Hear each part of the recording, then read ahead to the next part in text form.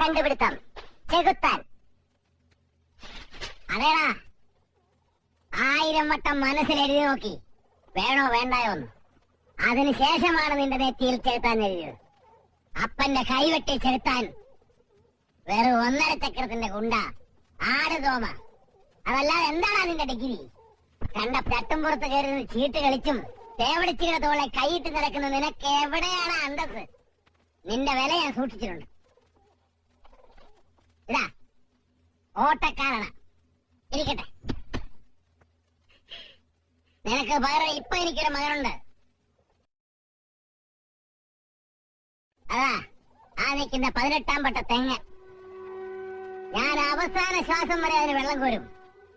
അതിൽ നിന്നൊരു കരിക്ക് വെട്ടി കുടിച്ചിട്ട് ഈ സർസീറ്റി മരിക്കും.